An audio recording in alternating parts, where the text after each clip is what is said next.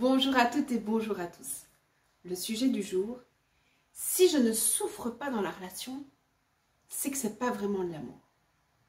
Depuis toujours, j'attire de manière inconsciente des personnes qui ne sont pas très saines dans la relation. Je peux prendre des coups, quelqu'un de manipulateur, quelqu'un de violent, même peut-être quelqu'un qui verbalement va toujours me mettre en manque d'estime, me dévaloriser, vraiment me mettre dans une position où je ne me sens pas totalement heureuse.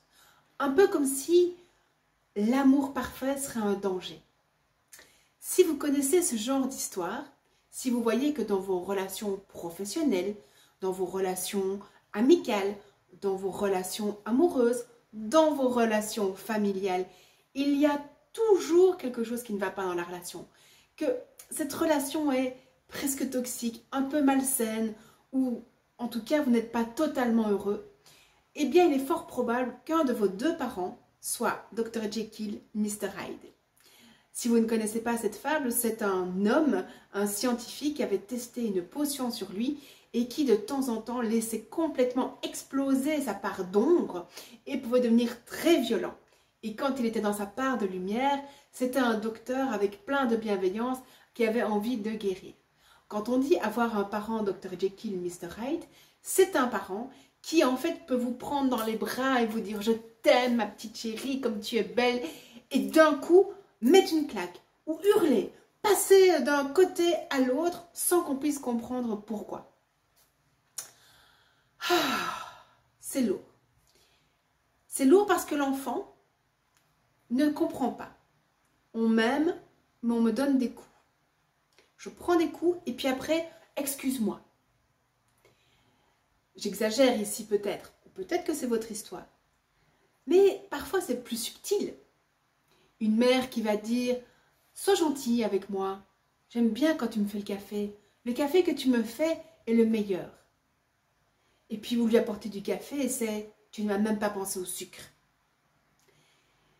Toutes ces petites ambivalences positives, coup, va créer chez vous ce qu'on appelle le syndrome de l'amour est associé à la souffrance. Alors, il y a un avantage, il y a toujours des avantages à tout. Alors, le bonus de cette histoire, c'est que probablement, vous avez de très grandes antennes, vous voyez très vite les choses. Vous êtes un grand observateur, c'est-à-dire que vous ressentez tout de suite le changement d'humeur chez quelqu'un. Vous observez le regard. Vous avez cette perspicacité de découvrir que la personne va changer. Parce que, en tant qu'enfant, vous avez dû, et c'était une question de vie ou de mort, tout de suite observer si maman était dans l'amour, la bienveillance, ou si elle était dans ce côté Dr. Jekyll, vraiment côté ombre, Mr. Hyde, la violence. Les parents qui sont comme ça, soit c'est parce qu'ils ont une maladie, soit parce que leur vécu fait qu'ils sont devenus un peu manipulateurs, un peu aigris de la vie, mais il peut y avoir aussi les substances. Vous savez, les parents alcooliques peuvent vraiment passer d'un niveau à l'autre sans que l'enfant comprenne pourquoi. Donc, tout ça va engendrer que pour moi, l'amour est associé à la souffrance. Si une relation n'est pas difficile, c'est pas vraiment de l'amour.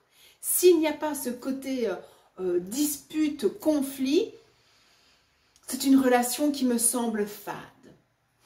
Dans une relation saine, je m'ennuie. Voilà. Je peux même aller jusqu'à provoquer des disputes. Pour qu'il y ait cette adrénaline, ce danger, ce me sentir vraiment en danger dans la relation, comme ça je revis. Et surtout, puisque c'est moi qui provoque le conflit, je le contrôle. Et ça me rassure. Si ça vous parle, si c'est vraiment ça qui vous dit oui, eh bien bonne nouvelle, il y a 2 vidéos qui vont suivre auxquelles tu vas pouvoir travailler, nettoyer tes émotions, nettoyer tes mémoires cellulaires et surtout pouvoir nettoyer tout ce qui est karmique transgénérationnel. Je te dis à très vite. Bah écoute, tu vas vite voir le lien ici pour la prochaine vidéo. Allez, à très